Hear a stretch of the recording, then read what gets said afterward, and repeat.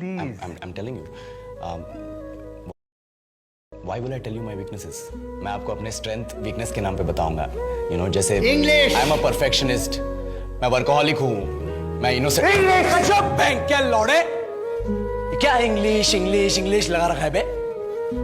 4 साल का था मैं जब मेरे पापा जबलपुर में किसी हलवाई के यहाँ काम करते थे. खुद तो कभी स्कूल गए नहीं, इसलिए अपनी गांड घिस घिस के मुझको स्कूल में भर्ती करवाया.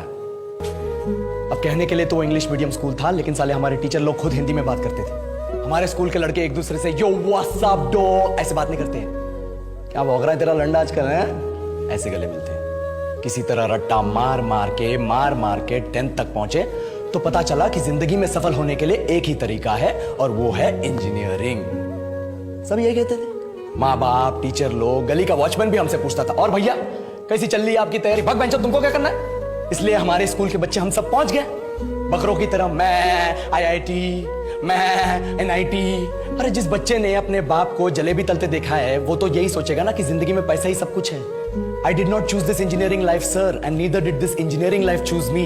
It was shoved down my throat by my teachers while my hands were tied to my back by my friends and my parents watched in silence.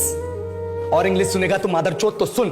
10th के बाद 2 साल लग गए इस कॉलेज में घुसने के लिए. कोचिंग में निकाल दिए, ना कुछ खेले ना कुछ सीखे. और 2 साल बाद जब यहाँ पहुंचे तो पता चला कि बड़े शहरों के कॉन्वेंट स्कूल के पढ़े बच्चे जब अंग्रेजी में बात करते हैं तो मरे हुए फूल भी खिल उठते हैं. आहा, हवा में ऑक्सीजन की मात्रा बढ़ जाती है इनकी अंग्रेजी सुन के. और पूरे कॉलेज की लड़कियां इन इंग्लिश स्पीकिंग लड़कों को अपना जीवन साथी .com मान चुकी है. तुझे क्या लगता है?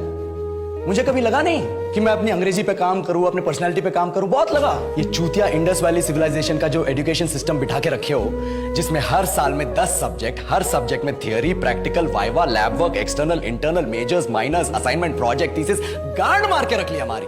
महीनों तक नहाना भूल जाते हम लोग और फिर हमारा परसेप्शन बना देते हो कि हम ऐसे ही रहना चाहते हैं. अबे साल में एक बार कल्चरल फेस्टिवल आता है, एक बार. उसके लिए भी प्रोफेसर से भीख मांगनी पड़ती है. अरे बिना इंग्लिश बोले, बिना लड़कियों से बात किए कौन गांडू रहना चाहता है वैसे?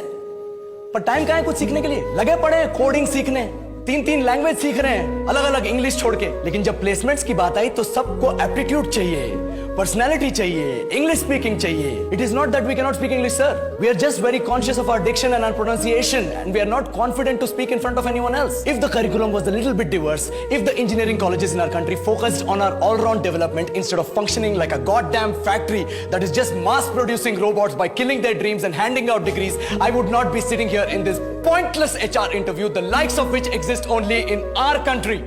ये लो सर, बोल दिया मैंने 4 और लाइन अंग्रेजी में. अब बताइए, क्या मैं आपके मल्टीनेशनल कंपनी के लायक हूं? Do I have the potential to be a slave of your esteemed organization?